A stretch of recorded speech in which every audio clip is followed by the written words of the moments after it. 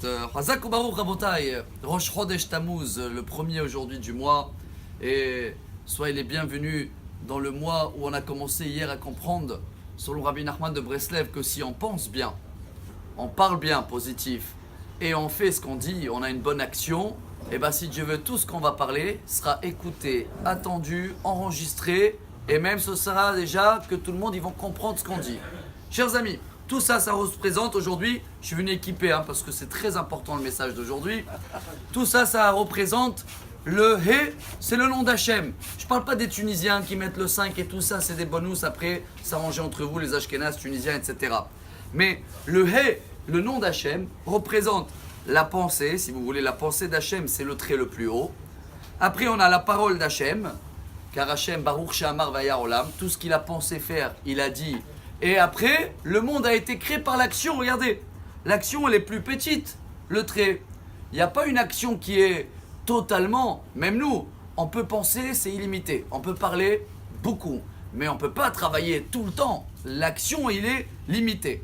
Chers amis, le but, à nous, le but de Dieu, c'est que ça sera toujours, on sera au milieu, entouré de la bénédiction de Dieu. Penser à lui, parler de lui ou parler avec lui dans la prière et faire des actions pour lui.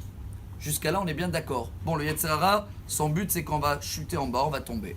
Et c'est vrai qu'après, qu'on apprend qu'il faut faire des petits demi-tours, donc des épreuves, mais après, on retourne toujours. Chers amis, Korach dans la paracha, et voilà ce qui est beau, c'est au nom de Rabbi de Lubavitch. Shabbat, c'est Saïloula, le 3 Tammuz. Korach n'était pas d'accord avec cette formule de Dieu. Lui, il a pensé dire, attends, je suis d'accord avec la pensée. Dieu, je dois penser sur toi. Je dois parler avec toi aussi, et parler aussi prière, etc. Mais pourquoi l'action limitée ici? Moi, je veux la tirer plus bas. C'est l'exemple qu'il est parti dire à Moshe. Moi, je ne veux pas mettre un fil bleu dans les tzitzit. Moi, je veux faire tout le talit tzitzit. Est-ce que je suis obligé de limiter la pensée, l'action comme Dieu, ou je peux tirer l'action de ma manière? Je veux faire en plus. Moshe, il a dit pas du tout. Le lendemain, il est venu avec une autre proposition. D'accord, je pense sur Dieu, je parle de lui, mais venez, on enlève l'action totalement. Il a donné un exemple, il a dit à Moshe, une maison qui est remplie de livres, et c'est marqué dedans 20 fois le schéma. On a besoin quand même une mezouza? Moshe a dit, bien sûr, la Torah, ce n'est pas une philosophie, on ne peut pas que parler de Dieu et penser. S'il n'y a pas d'action du tout, c'est pas bon, Korach. Et bien le lendemain, il a terminé, il a dit alors, dans ce cas-là, Moshe Rabbeinu, moi je vais tirer l'action, ici je la ferme. Moi je veux égalité, fraternité ou je sais pas quoi. Kol haeda kulam kedoshim. Pourquoi l'action elle est limitée et l'homme il fait ça et la femme elle n'est pas obligée de faire ça et un Cohen il fait ça et un Lévi il fait ça. Tout le monde pareil. Alors même là Moshe Rabbeinu il a dit pas du tout.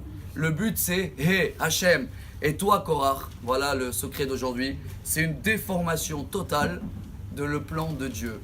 Et que Bezrat Hachem, chacun de nous se rappelle du message du Rabbi et qui travaille sur lui, de toujours bien penser avec Dieu, de parler que de lui et avec lui, et de faire les actions mais exactement comme il nous demande, pas plus, pas moins, pas les enlever totalement, car ça c'était Korach, et lui il n'a pas réussi, mais nous Bezrat Hachem va réussir à avoir un mois extraordinaire.